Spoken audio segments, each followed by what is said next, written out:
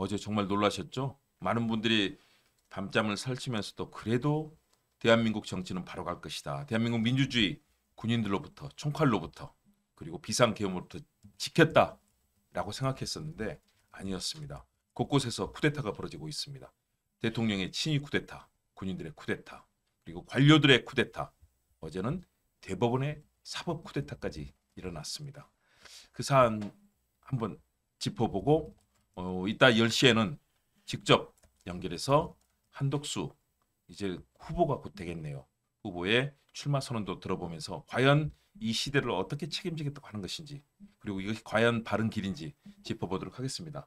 저 어제 보시면서 어떤 생각 드셨는지 어제 과정들 보면 예, 놀라웠죠? 뭐 굉장히 좀 충격을 받았고요. 그러니까 사실은 오후 3시 대법원 이 상고심 선고라는 게 예정이 돼 있던 거기 때문에 그렇죠. 대부분의 이 비평가들이나 언론에서도 파기 자파는 뭐 가능성이 거의 제로에 가깝고 그렇죠. 파기 환송도 뭐 이제 소수점 단위로 이게 뭐 1%의 가능성이 있겠느냐 이런 예상들이었는데 파기환송이 오히려 더 최악의 결론을 낳을 수도 있다. 이것이 사회적 혼란과 사법적 혼란과 또 나아가서는 정치적 혼란이라는 걸 불러일으킬 수 있기 때문에 대법원이 직접적으로 정치에 개입을 하는 파기환송은 나오지 않을 거라고 예상하신 분들이 절대 다수였던 것 같아요. 그렇죠. 근데 이 지기현 판사의 구속 취소 인용 결정을 보고 나서 사법부에 대한 신뢰가 떨어졌던 분들에게는 아직까지도 그런 예상을 한다라는 거는 소위 이제 나이브하다. 이런 말씀을 해주시는 일부 이제 뭐 민주 진보 진영의 지지자분들이 계셨거든요. 근데 그렇게 되고 나니까 저조차도 굉장히 나이브했구나. 저조차도 너무 이 상황을 순진하게 봤구나. 이런 반성을 함과 동시에 사법부가 이제는 직접적으로 정치에 개입을 하기로 선언을 한 것으로 저는 보입니다. 이번 지규현 판사 문제와는 조금 또 다른 결로 봐야 되는데 아까 우리 교수님이 말씀해 주셨던 이거는 이제 그 사법부 어떤 법조 카르텔과 사법 카르텔의 이 거대한 선거 개입에 대한 흐름으로 우리가 좀 봐야 되지 않을까라는 생각이 들고요. 네. 그리고 이게 이제 선거가 이제 40일도 안 남은 상황에서 5천만 국민들이 국민 배심원이 돼서 이재명이라는 사람에 대해서 평가를 할 수 있는 직접적인 권한과 권리를 행사하기 목전에 12명의 대법관이 엄밀히 얘기하면 10명의 대법관이 끼어들어서 자신들이 이 선택으로 인해서 어마어마한 흐름을 바꿔놓은 거거든요. 이거를 저는 민주주의에 대한 테러이자 우리 민주적 기본 질서를 위협하는 또 하나의 내란이라고 저는 규정을 하고 싶습니다. 그래서 굉장히 좀 충격을 받았고 그럼요. 대부분의 분들이 이 결론을 보고 나서 그래 이재명 후보의 사법 리스크가 되살아났다라고 생각하시기보다는 우리의 어떤 선거권에 대해서 사법부마저 침해하는 것을 우리가 용인할 수 없다라는 그런 분노로 더 많은 집결과 결집으로 표심으로 또 득표율로 보여주지 않을까 싶습니다. 네, 어제 아침에 바로 이 자리에 양부남 의원, 고검장 예. 출신 그리고 법률 전문가시죠. 어제 그런 얘기를 했습니다. 사법 개혁 필요하다.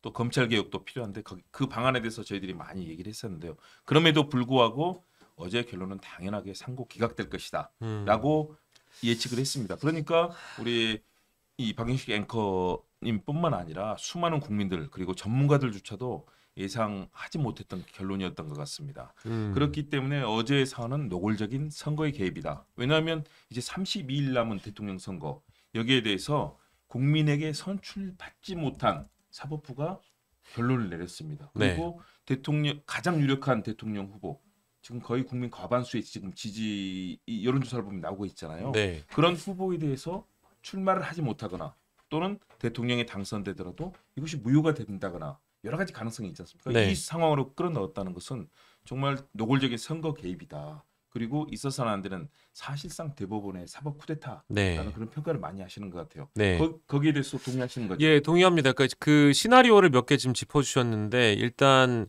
전원 합의체 판결을 열흘도 안 돼서 회부가 돼서 회부된 이후로 열흘도 안 돼서 그 열흘 만에 그 판결을 내렸던 걸로 제가 기억하는데 6만 쪽의 그 재판 자료를 어떻게 열흘 만에 읽을 수 있는 건가? 챗 GPT를 돌려보면은요.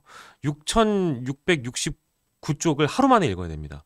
이거는 어마어마한 속도로 읽어도 불가능한 수준이거든요. 그렇죠. 근데 당연하죠. 12분이 이 자료를 다 검토했다고 보기는 어려울 텐데 그럼에도 불구하고 이런 결론을 속전속결로 내놨다는 건 졸속 심리라고 봐야 될 것이고 그 결과도 마찬가지로 오염돼 있다라고 보는 것이 맞겠죠. 그리고 어제 판결문 내용도 1심 판결을 사실상 복사해서 붙여넣기 한 거 아니냐라는 생각이 들 정도로 1, 2심이 유죄와 무죄로 구분되어서 서로 다른 판결이 나왔을 때는 오히려 전원합의체의 판결이 굉장히 길게 심리가 이루어지는 경우들이 다반사였습니다. 그러니까 왜냐하면 당연한 것이겠죠. 하급심의 판결에 의견이 같다면 1, 2심이 무죄거나 유죄로 딱 떨어지는 결론이었다면 하급심의 판결을 보더라도 법리적인 쟁점들을 다퉈볼 만한 것들이 많이 없기 때문에 그만큼 시간이 단축되는 것인데 1심이 유죄였고 2심이 무죄였잖아요. 그러면 대법원에서는 법률심이니까 법리적 쟁점들을 하나하나 세세히 따져가면서 그것을 논박하면 될 것인데 심지어 항소심 판결보다도 못한 판결문을 내놓음으로써 이것은 졸속 심리다. 그리고 이 결과 자체를 법률적으로도 이제 따져볼 사안들이 워낙에 많이 남아있겠다는 생각이 들었고요. 두 번째는 이렇게 대법원마저도 속도를 붙여서 판결을 내놓다 보니까 고등법원으로 내려간 이후에 공판을 잡고 선고 기일까지 잡는데 마찬가지로 속전속결로 임하는 거 아니겠느냐. 그런 불안한 예상이 좀 들어요. 그렇게 된다면 6월 3일 전에 또다시 2심 판결이 나오는 건데 2심이라기보다는 파기환송심 결과가 나오는 건데 그렇죠. 그럼에도 불구하고 또 상고 기간이나 절차들을 밟아간다면 물론 6월 3일 이후까지 나아가야 확정 판결이 나올 수 있는 거겠죠. 다만 되게 지금 47일 정도 그렇죠. 그 기간이기 때문에 6월 3일 이전에는 불가능한 거죠. 불가능하죠. 근데 불가능하지만 이게 또 파기환송심에 붙였기 때문에 저희 고등법원에서 이 판결을 가지고 6월 3일 이전에 만약에 또 결론을 내놓을 가능성은 없는가? 이게 어쨌든 대법원장이 결론을 내려준 사안이기 때문에 하급 판사들은 당연히 뭐랄까 아무리 대등재판부라고 하더라도 이 고등법원에서 또 대법원의 입맛에 맞는 판결을 내려서 이 피고인 측의 상고가 있다고 하더라도 선거에 영향을 줄 가능성이 너무 높아졌다. 이런 생각을 해보면 오히려 더 불안하다는 거죠. 근데 저는 하지만 결론을 좀 미리 말씀드리자면 그렇게 하면 할수록 오히려 표의 결집이 더 가속화될 것 같아요. 그 표의 결집은 당연히 양쪽으로 붙겠습니다만 오히려 더 이재명 후보를 지지하거나 민주 진보 진영 내지는 반내란에 동참하는 유권자들이 이거는 사법부의 정치 개입이 도를 넘었다. 우리 민주 역사에 참혹할 정도의 수준의 사법부의 정치 개입이다라고 판단하시는 유권자분들이 많을 거기 때문에 저는 이 부분을 두려워할 필요는 없다라고 생각합니다. 어디 해볼 테면 해봐라 라는 생각이 좀 들었습니다. 네. 지금 아마 모든 국민들 물론 반대하시는 분들도 있으니까요. 네. 민주주의의 절차와 원칙을 중시하는 국민들은 분명하게 그런 얘기를 하실 것 같아요. 내용들을 짚어보면 방금 얘기해 주신 문제 다시 말해서 실체적인 내용의 문제, 형식의 문제, 절차의 문제, 논리의 문제, 그리고 결정 주체의 문제 모든 부분이 다 이 대선판을 흔들겠다라는 그런 정치적 노림수와 연결돼 있고 이것이 마치 군사 작전하듯이 지금 대법원이 이렇게 빠르게 속전속결로 뭔가를 결정한 전례도 없고 거기다 이 배정이 된대 주식이 배정된대 9일 만에 지금 이건 정말 역사상 전례가 없는 일 아닙니까? 그렇기 때문에 이 부분에 대한 비판들을 많이 하시는데 자, 이것은 대법원이 결국 대통령에 대한 자격 심사를 한 것이다. 어떻게 대통령을 선출되지 않는 대법원이 이 대통령과 관련해서 자격 심사를 하느냐. 이 얘기들을 많이 제기하고 계세요. 어떠세요? 그 부분에서 자격 심사 이 용어가 참 저에게는 충격적입니다. 저는 동의하고요. 사법부는 선출되는 권력이 아니잖아요. 그럼요. 이제 민주적 정당성이 없는 사람들이 자꾸 이 국민들의 선택권을 민주적 선택권을 방해하려 드는 정치 개입이라고 저는 앞서서도 말씀드렸고 지금도 그런 생각을 떨쳐버리기가 힘들고요. 근데 이 민주적으로 정당성이 없는 사람들이 자꾸 자신의 권한을 착각하고 국민이 준 권력을 위임받은 것처럼 착각한 행위가 이번만 있었겠느냐. 사실은 어제 이미 3시 30분이 넘어서 대법원에서 주문이 선고될 때 10분도 채 되지 않았습니다. 4시에 한덕수 대통령 권한대행이 정부 종합청사에서 사의를 표명합니다. 제가 이 장면을 보고 정말 놀랐는데요. 당연히 이제 우리 대통령제라는 것이 단임제이기 때문에 뭐 권한대행이 정부 종합청사에서 출마 선언에 가까운 사의 표명을 한다라는 건 저는 태어나서 이런 장면을 처음 보니까요. 그렇죠. 권한대행이 존재 자체도 그런데 그러니까요. 이걸 어제 부르기를 셀프 사직이다라고 그렇죠. 많은 분들이 얘기를 하고 계시거든요.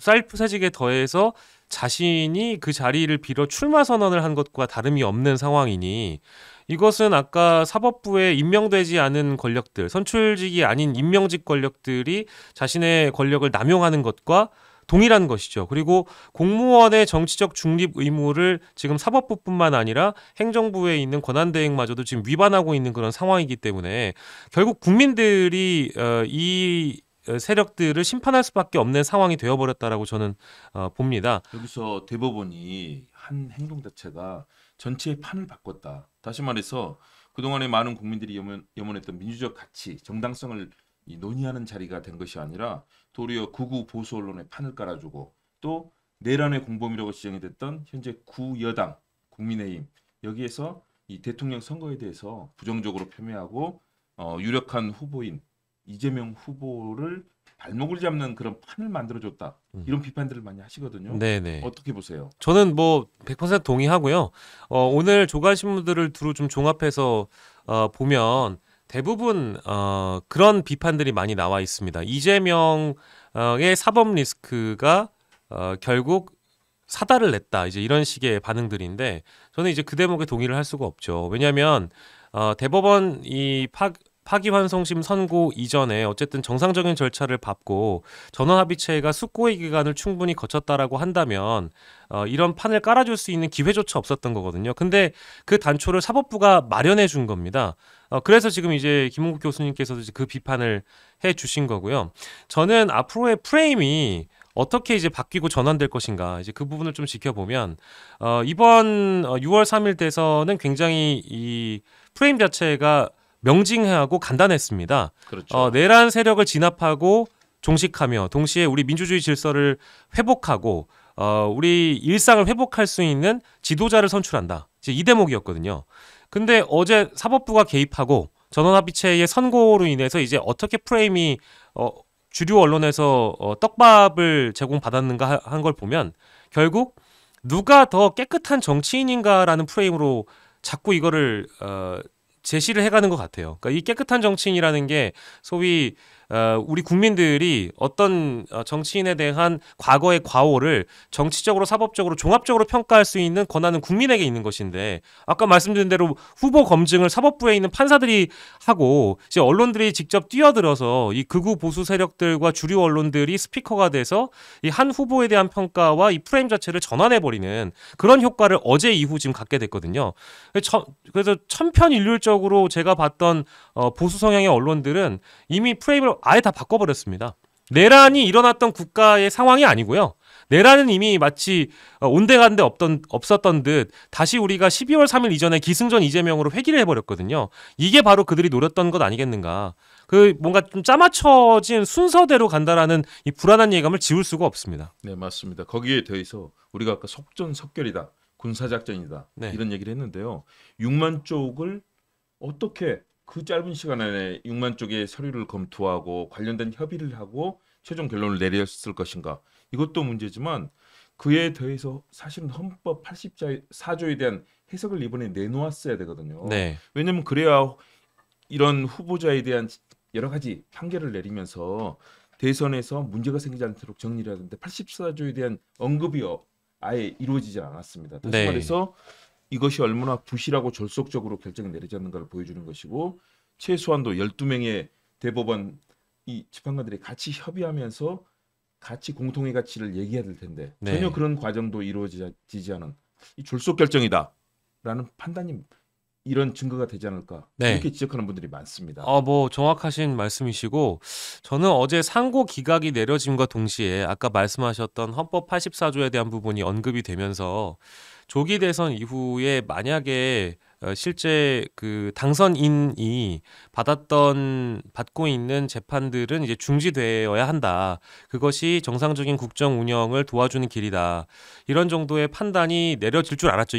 그렇죠. 이것이 다 대부분 저희가 할 수 있는 예상 중에 하나였는데 그 판단을 심지어 이제 보류하기 위해서 파기환송 결정을 한 것은 아닌가? 그런 오해를 스스로 대법원 스스로가 자초한 것 같은 상황이 되어버렸습니다. 네. 그리고 이 헌법 84조라는 건 뭐 우리 김홍국 교수님께서 더 잘 아시겠습니다마는 불소추 특권에 대한 부분이잖아요. 그렇죠. 그리고 이미 이 소추라는 개념을 어떻게 정의할 것인지 또 헌법적으로 어떻게 판단할 것인지에 대해서 논란을 이미 부추길 것으로 우리가 예상했던 적이 있죠. 언제였느냐? 논란을 정리했어야 되거든요. 한덕수 권한대행이 이완규라는 사람을 헌법재판관에 지명했을 때부터 이것을 보수 우위로 헌법재판관의 구성을 바꿔서 나중에 실제 이재명 후보라든지 범민주 진보 후보가 당선이 됐을 때 차후에 이것을 또한 문제를 삼아보겠다라는 그런 복선을 이미 보여줬어요. 그렇죠. 그 정치적 전략에 대해서 저희가 네. 많이 논의를 했습니다. 그랬습니다. 근데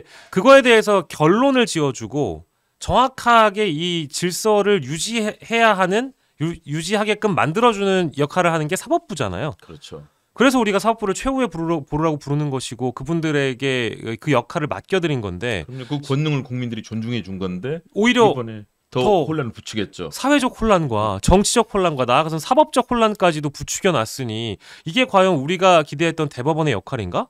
대법원은 헌법재판소보다 더 위에 있는 최고의 상급 기관이라고 다들 평가하고 계신데 어제 그 생중계로 보여진 이 이재명 후보의 파기환송심 선고로 인해서 저는 헌법재판소보다도 못한 기관으로 전락해버렸다. 혹은 정부 여당의 소위 거수기 역할을 한 것 아니겠는가 이제 이런 생각까지도 하게 됩니다. 그렇습니다. 그래서 주권자인 국민이 선출하지 않은 사법부가 민주주의 삼권 분립을 훼손하고 형용화시켜버렸다. 이런 판단을 할 수 있고요. 너무나 정치적인 판결이고 또 부실, 불공정, 반민주적인 결정이 내려졌다. 네. 대한민국 대법원의 사실상 사망 선고를 알린 날이다라고 비판을 해도 충분할 것 같습니다. 네, 맞습니다.